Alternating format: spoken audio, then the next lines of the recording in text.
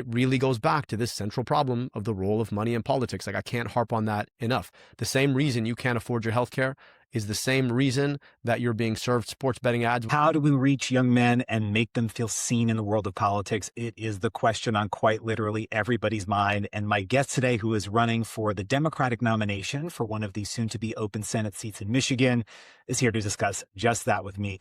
Please welcome Dr. Abdul El-Sayed. Doc, why don't you tell the people who you are and why you're running for Senate? Jonathan, thank you so much for having me today. I really appreciate the opportunity to share a really important conversation.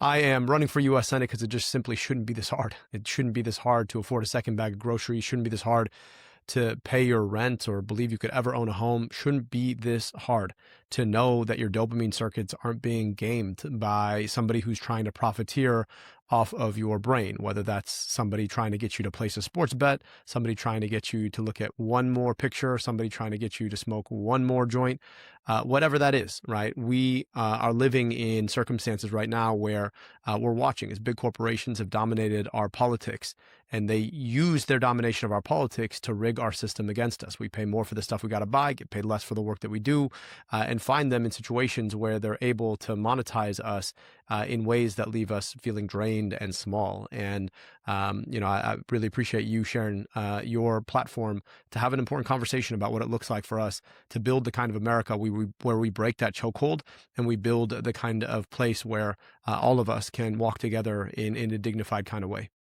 Absolutely. I agree. I think what a beautiful way to introduce yourself to this dialogue today. So the reason you're here is because you're one of the few candidates that I see across the country right now who are really actively going out to try to speak with boys and men. That's why I've been following your candidacy so closely. And one of your interviews recently, you said the crux of this issue is that for so long we didn't offer anything to men, so they're going to go somewhere where they can find it. And that's really what the other side has provided. So, my first question to you is, what are you offering men? What is your campaign and your candidacy offering?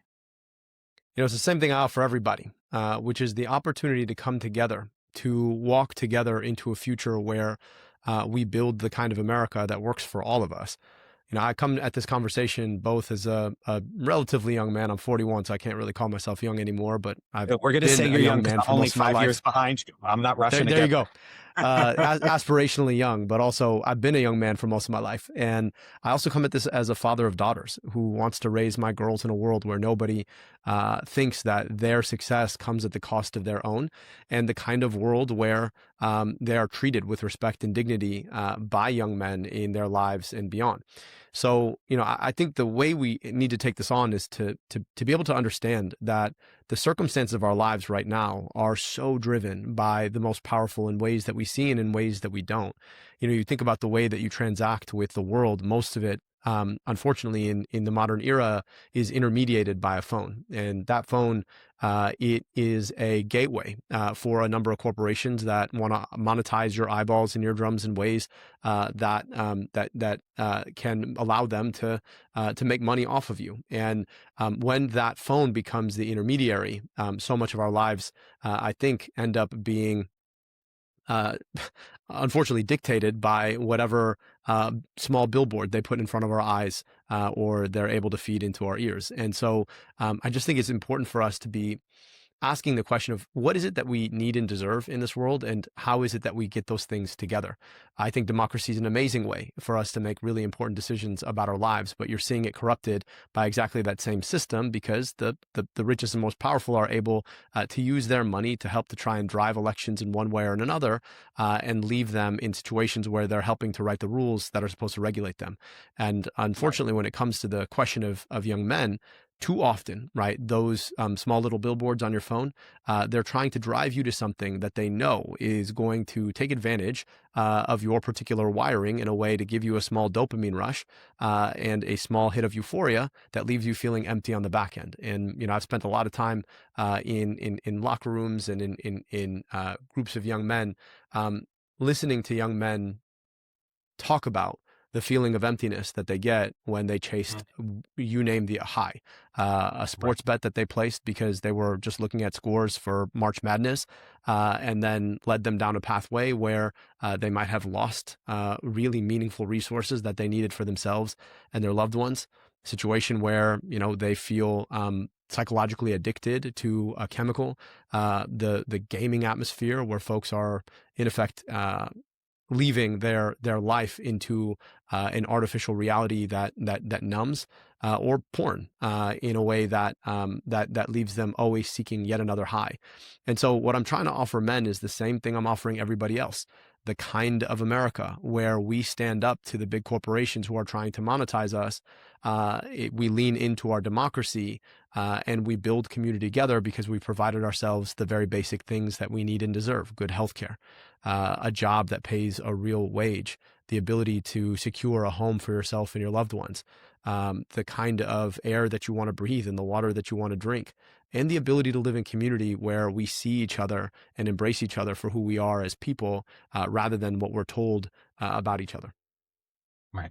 You said two words that I want to dig into there for a second: March Madness. You and I are chatting on Thursday, March 19th. I think the first few games tipped off a few hours ago. We're getting into one of the busiest times of year for sports betting and gambling. You yourself are, I believe, a former college athlete. Correct me if I'm wrong on that. And I've seen you talk online about sports betting, both your own relationship to it in the communities you have been in, and also how you feel it's affecting boys and men. And, we've seen the statistics on this, right? Michigan is one of about 36 or 38 states in the union that have legalized sports betting. And in the states that have it, we've already seen that within 3 to 4 years of it becoming legal, bankruptcies rise 28%. Credit scores drop by about 1 to 3%, I think is the number. So you seem to know that they're a problem. I'm curious, do you believe government has a role in providing a solution here? I think there's no doubt about it. I'd just tell you, one of my really good friends growing up, like our entire relationship consisted of talking about athletes from the past, right? Somebody would name an athlete and we talk about, their the good, the bad, and ugly about their whole career. And it was what our relationship was made of. And I know I'm not describing relationships that are too uncommon for many of your listeners.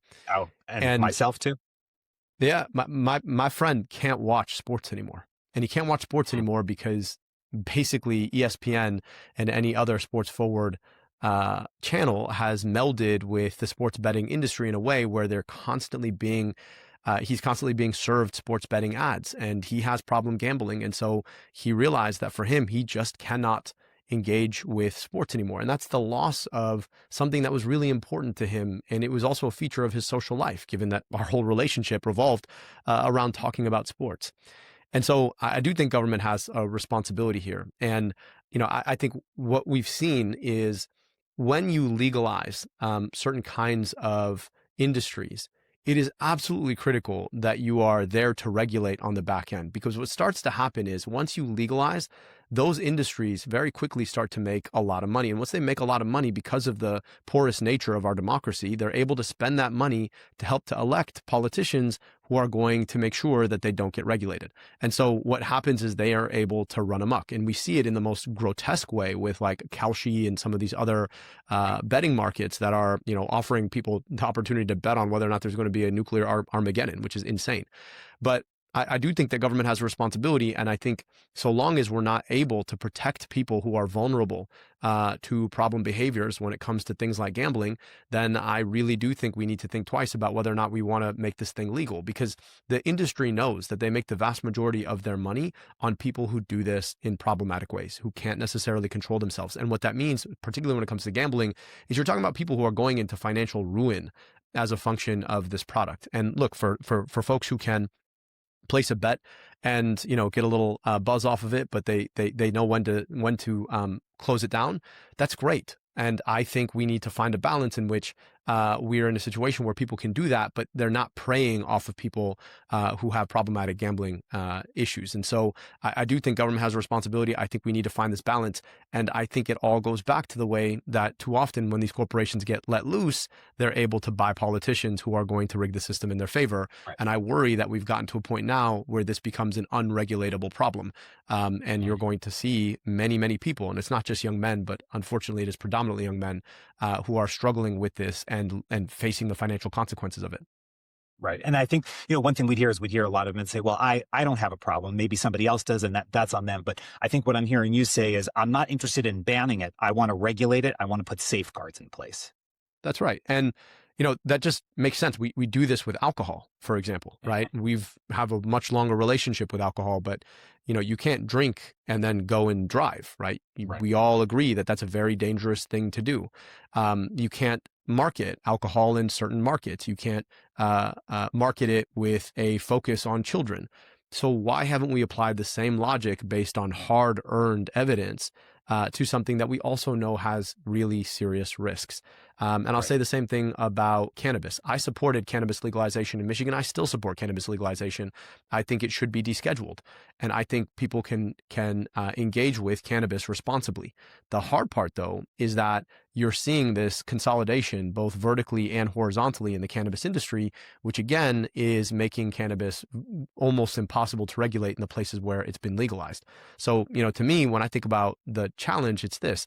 I take my little girl to hockey practice when she's 5 years old, and she's asking me to go to the cookie store. And I'm like, what are you talking about, the cookie store? And I look in front of me, and it's this Cookie Monster blue dispensary that's just called Cookies. And I'm like, well, you know what? Like, of course, it's only logical that you would think that this is a cookie store. Right. And to say that this is not frank marketing to children is bullshit. I mean, like, that's exactly what they're doing.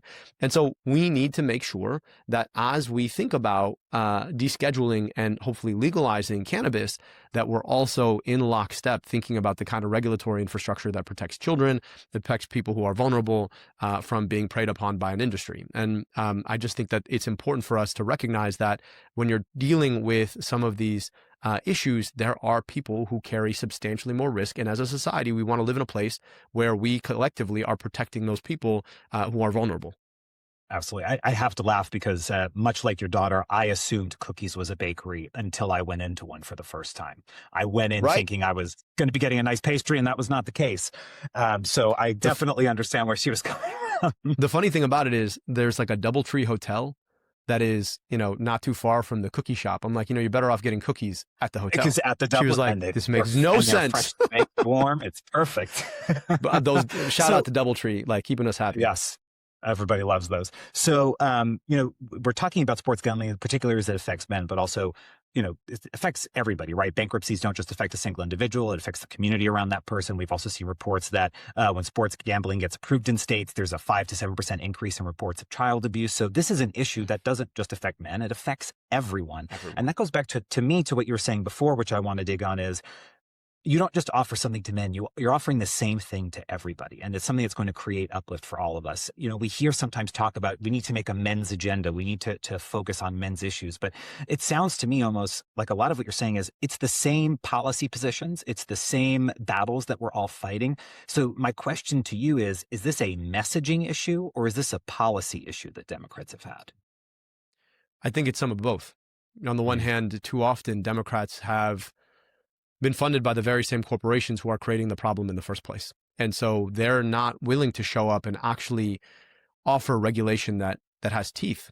And so when they're bereft of an actual policy agenda because they're bought off by the same corporations that buy off Republicans, what they do is they turn to messaging. And it's the same kind of messaging that tries to identify issues that if you see my problem and you say my problem, that somehow you also want to solve my problem.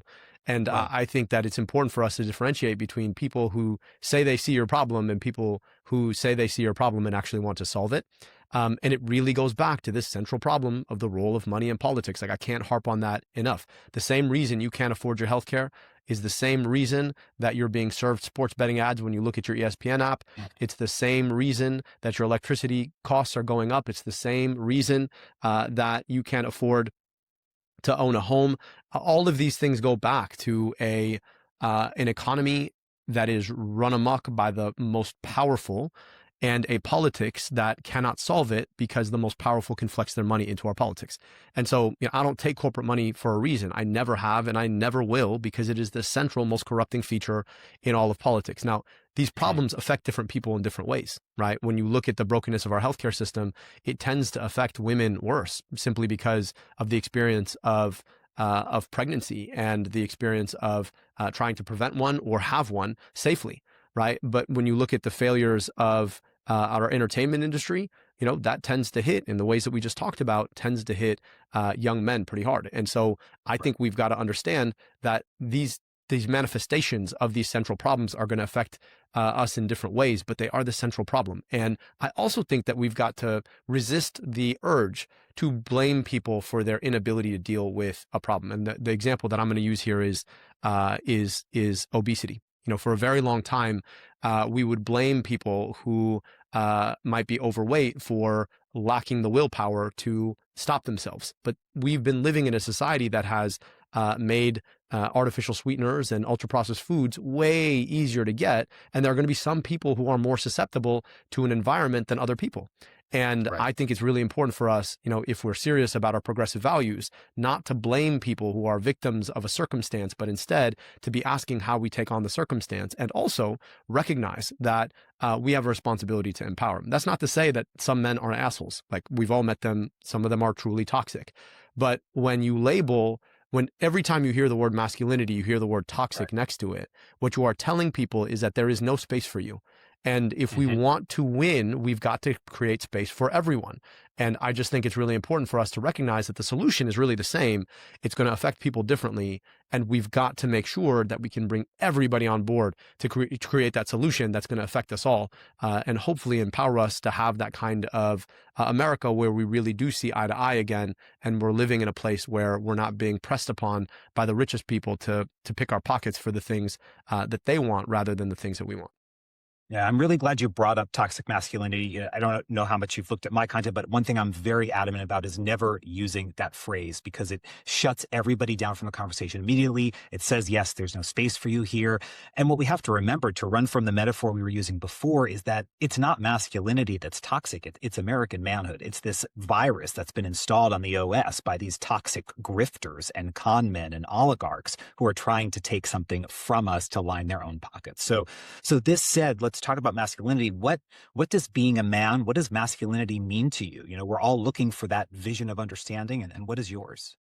Yeah, Jonathan, I appreciate your work in this space. You know, in politics, there's an aphorism: you should just say what you're for. And so I'm for a benevolent masculinity. I'm for what I was raised on, which is the notion that if you have something over somebody, whether it is physical strength or cognitive ability or resources, your job is to use that thing to uplift and empower folks. Now, Amen. testosterone is a very particular drug. It does some things in a body. And I think, people have confused having a testosterone suffused body for being stronger than and more powerful than and better than. And anybody who thinks that they are stronger than or more powerful than or better than as an essential feature of who they are, it's just wrong. And I just think that, like, all of us are better off in society when if you have something over somebody, you're invested in uplifting, empowering, and engaging people. And the unfortunate choices that unfortunately many men have made, and also the unfortunate reality of having people who prey upon this experience of exploitation that we talked about earlier, right? And tell young men that, the reason that they're feeling so shitty isn't because they placed a bet they shouldn't have placed and lost everything, or because, they just crashed out looking at porn for the third time today, or because, they are failing out of their classes because they spend 8 hours a day gaming, right? Those folks who are out there grifting on these young men in a very vulnerable moment are grifting on them by telling them that the reason that they're feeling this way is because of women, rather than because of a set of industries that have figured out how to monetize them for all their worth, leaving them empty vessels in themselves and in dopamine withdrawal for a large part of their day every day. And I would really like us to be focusing on the problem that exists that we can actually solve, and creating a space within which folks feel welcomed to be a part of the solution. Absolutely. How do you think we can create a space where folks feel welcome? Because I think that is the hard part for a lot of men, is feeling like this is not a conversation they are invited to be a part of, a policy change they're invited to be a part of. What do you think that requires? Is it something on the inviter's end or the invitee's end? It's kind of both, right? Like, Mm. people know when they're not welcome in a place, and at the same time, um, it takes a level of vulnerability to step into a Mhm. place, right? And I think it Right. goes both ways. Um, I think we who believe in a world that is fairer and more equitable, a world against misogyny, and a world that does not prey on men or women, we have to be really good at not at creating a space within which people feel that they have agency over the problems that they are experiencing and that they're Mhm. not being judged for the mistakes that they might make or how they fall prey to some of these things. And at the same time, men have a responsibility to step up and not be toxic. Like, you know, just like that's the other part of it. It's like, don't be an asshole, right? And if you behave like an asshole, don't be surprised that folks aren't going to want you in their space. And Yeah. if you're not being an asshole, then have the courage to step into an opportunity and into a place where you might feel like you might get judged, right? And I think it goes both ways. I think we've got to have more courageous conversations. And by the way, the point that I'm making here, you could apply it to any group of people, right? Any Right. group of people. But I think right now we're in a position where there are a group of grifters out there who are offering young men who feel shunned a place or a set of communities where they feel like their grievances are answered with a coherent narrative that is deeply wrong and deeply dangerous. And so I just want folks to understand that, like, anybody who's listening to this and says, "Well, listen, it's on men to just come and don't be an asshole," and just accept what people say about you because you either want to be on the right side or you don't. At the end of the day, that that seems like it should be obvious, but if you're choosing between a place where you feel unwelcomed Mhm. and a place where people tell you you are welcomed, they're going to choose the place where they are welcomed. And all that's happening is we're losing these men to a narrative that is driving all of the worst things that we're talking about in the first place. So if we want to actually win the future, if we want a world where people, regardless of their gender or sex or race or faith or socioeconomic position or geography, can come together to build together the things we want and deserve, we've got to make sure that we are creating welcoming and opening spaces, because there's somebody who's right there waiting Mhm. around the corner to exploit somebody who feels unwelcomed. Right.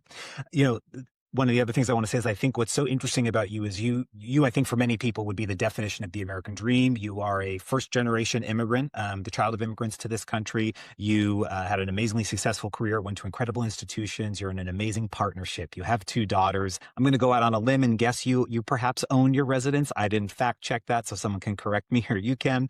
And I think a lot of men see that and go, that's not attainable for me. That dream is dead. What do you say to those men? I hear you. You're right. It's not attainable for too many. I am a function of a whole lot of privilege. And, Mhm. you know, I don't take for granted the work that my parents did to create opportunities for me, the things I receive just as a benefit of who I am and how I show up in the world, the ways I don't have to struggle as a function of my gender or my sexual orientation, and also, I've faced some struggles, right? There are challenges I face as a function of my faith and my ethnicity that other people sometimes don't have to face or may not even know exist. But I also think the responsibility of that is to try to use it to create opportunity for folks to have, right? And a lot of the reason that I went into medicine, the reason that I am running for office, is because I agree. Like, it is too damn hard to have this. It's too damn hard to get a good education. It's too damn hard to know that your kids are getting a good education. It's too damn hard to own your home. It's too damn hard to raise your kids and afford your childcare. And um, it's too damn hard to buy some damn eggs, right? Like, all of this is to say that, like, all of the opportunity that folks do not have, they should. And our question is, what do you do about the circumstances that are keeping them from that? So my point is just, yes, I agree. And in some respects, I am, deeply lucky to have what I have. And in others, I'm trying my best to try and create a world where or do my part to create a world where people can have those things, and it is not that hard to Right. have. But I will tell you this: if you don't have those things, we also do have agency, right? And that's the thing about it. I think what's become so difficult about this moment is that there's this perverse cynicism that sets in when you try and you continue to fail, right? And I think that's when I say it is too damn hard, that's what I mean is that, when you try, the system keeps coming at you because every single part of your life feels like it's somebody trying to monetize you, right? Right. And when you run in, you try and you try again, you try a third time and you don't succeed, at some point you kind of give up. And when you give up, there's a nihilism and a cynicism that come forward. So our job is to move society into a space where it is not that impossibly hard, and also to try and address that nihilism, right, that keeps people from trying in the first place. And so there is individual agency in the world. There are things that all of us choose to do. We are not dictated by our circumstances to do or not do certain things. But yeah, some people have a lot of advantages that other people don't have, and they've used those advantages to deepen the advantages. I'm trying to use whatever advantage I have to try and make it easier for folks who don't have them. And I think that is a perfect summation of what your view on masculinity is and how men should be showing up in the world. That's great. So I want to be respectful of time. I know we got to get you back out on the campaign trail. A couple of rapid fire questions just as we wrap up here.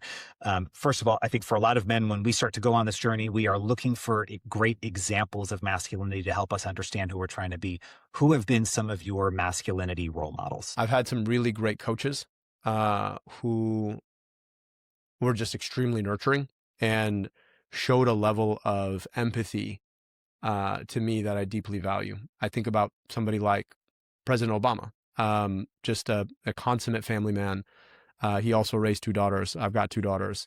The way that he showed up, even in the face of the worst things people said about him, I really admire. Now, there's a lot of things public policy wise I might disagree with, but in the way that he showed up, in the way that he embodied himself, and the selflessness he gave to his job, the way that he showed up for his family, the way that he showed up in his community, I think that is an extremely incredible example. Um, I think about somebody like Muhammad Ali, right? Mhm. Somebody who, known for his prowess in an extremely stereotypically manly sport in boxing, but also somebody who, had just a great joy with children. And you could see that in the way that he showed up, and just the way that his after boxing career was truly incredible. I mean, he was somebody who you find him like building houses with people, or giving charity, or just showing up to random events because it'd make the kids smile. Um, and I also think it's important. You said something about like American manhood.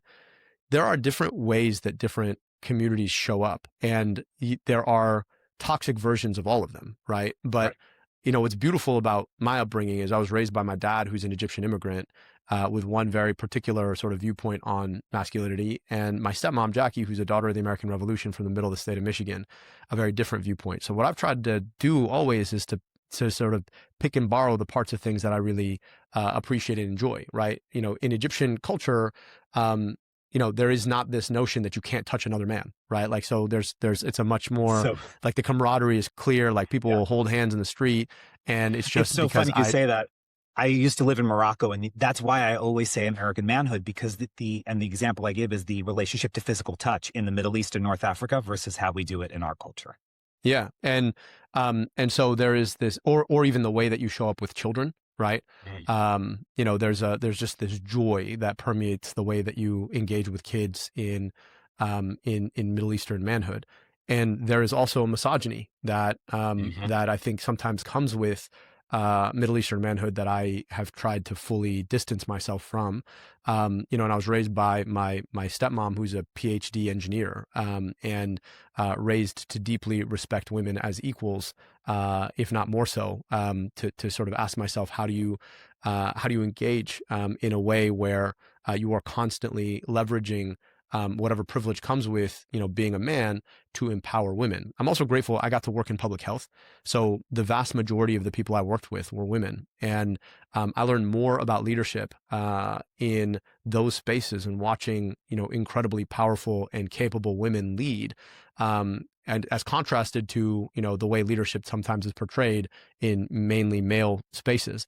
And Right. so what I always recommend to folks is that like you are not a hostage of your gender or your Man. presentation in the world. So how do you pick up the skills that you want to be able to round out, and how do you show up in different places with a different tool set, right? And at the same time, there is a notion of like how am I engaging in this sort of different kind of space if I'm around all men playing football versus if I'm in a space where I might be the only man. Right. What is it? How is it that I can be contributory in that particular place in a way that calls us to do better? And I also think that there's a responsibility, I think, for men in male spaces to be asking, how do you create a norm where you are constantly um, enabling people to show up in different ways, right? There's this way sometimes, even, there's the language we hear all the time, like alpha versus beta versus whatever kind Right. of male. And, you know, I, I've been the leader in enough all male spaces, playing sports growing up as a kid, where there's this terrible thing that I think we do um, to other men, which is if you don't meet a particular stereotype of what a man ought to be, right, based on, like you said, American manhood, Mhm. then folks are ostracized and unwelcome. And I think the place where we need more like female leadership, right, stereotypically female leadership, where you're nurturing and empowering and trying to create a space where everybody feels comfortable is in those predominantly male spaces. So, Absolutely. if you're one of those people who has the opportunity to be in a place where you're among other men, just make sure you're not bullying people, right? Because I think what happens is people will leave those spaces and they're taught that there is a pecking order and that they should be bullying the person underneath them. And you don't Right. know who's going to be on the bottom of that pecking order later on in that person's life, or what kind Right. of trauma that person is going to be uh, grappling with when they're in a different place. You don't know that the way you treat somebody isn't the way that they're going to end up treating their kid, right? And so I just think like even in those places where everybody sort of thinks, oh, this is a male space and this is how we behave, I think we have a choice to behave better, right? And to be empathic and to bring those same rules into those places, because at the end of the day, like you are teaching somebody how to interact with other people always, and the way that you interact with other people, and I think in those places it's particularly important. Absolutely. I've seen too often guys who never really quite. I mean, look, Donald Trump is a perfect example. That guy got made fun of all the time. Like you just do. Or you think about somebody like Lindsey Graham, right? That guy got picked on all Yeah. the time. And now he's taking it Still on like does from taking what it I on a hear, whole but country in Iran, right? So like I'm just like, yeah. you know, maybe if we always treated each other with respect, whether you're in a male space, a mixed space, you're the only man in a space, if you model that kind of respect and appreciation for the person in front of you, you can do a Absolutely. lot to try and take on the toxicity or take out the toxicity in human relationships. And if you can be that kind of person, that goes a long way. Yeah, I think it's so much of part of the problem is we are taught as men that our power is relational, and it comes from how do I compare to everybody else? So when you see that opportunity in a space to push someone down, to move yourself up and get more leverage, we're taught to take advantage of that, and there is a fundamental shift that has to happen in understanding. Last couple questions: when you have a few free minutes, what are you reading right now? Hmm. So I wish I had a few free minutes. I tend to, when I'm working out, this is gonna be the nerdiest thing I say on this podcast, but when I work out, I listen to books. So I'm finishing up a book called When the Clock Broke. Oh, It's a book John about, Dance. I've been meaning to read that. yes, Yeah, yeah. it's a book about the 90s and about the implications of a lot of the decisions made in the 90s for our politics right now. Um, I also I read a lot about coffee. I really enjoy coffee as a hobby. So whenever I can, I'll pull up sort of articles about coffee. A couple interesting coffee magazines that I read. It's a nice departure from what I pay attention to all the time. So Well, you and I are going to meet up. We'll go to one of your amazing Yamini coffee shops in Michigan sometime. I love going to those places. Um, I'd look forward to thank it. you so much. Yes, thank you so much for your time today. Let me just ask if folks like what they heard, how can they get involved and support your campaign? I hope folks will go to abdulforsenate.com. We are all grassroots. I don't take corporate money. I never have. I never will. You better believe that all of the powers that be. I probably earned myself a super PAC spend from, big big sports betting on this podcast alone. So I hope that folks will get involved, chip in $5, $10 if you can. Sign up to volunteer. We are going to be phone baking nationally, so I hope folks will be willing. If you don't have an extra $5 to spend, if you can put in a couple minutes of your time, a couple hours, that really goes a long way. And then follow us on social media at Abdul El-Sayed, ABDULELSAYED, on everything but Facebook, which is Dr. Abdul El-Sayed. But I hope folks will follow us, share our stuff, reach out to folks, especially if you know folks in Michigan. But we're building a movement here, and we're only as good as we are to each other. And so I hope that this movement is about people coming together to build the best things that we can only have together, that we cannot have alone. And that's what we're working to do. Men, women, non-binary. We're building a place where everybody sees themselves, can be a part of something that is bigger than themselves, but that is about each other. Wonderful. Thank you so much for the time. I appreciate it. Appreciate you.